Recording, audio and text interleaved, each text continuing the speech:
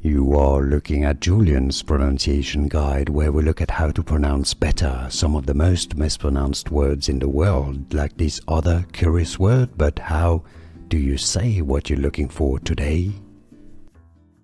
Let's learn how to pronounce this name.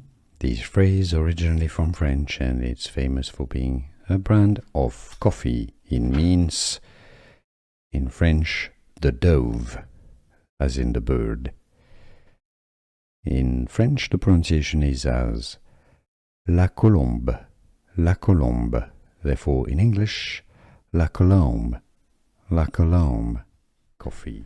Here are more videos on how to pronounce more confusing words and names too many mispronounced. Like this video if you found it useful. I appreciate your support. I'll see you soon, and thanks for watching.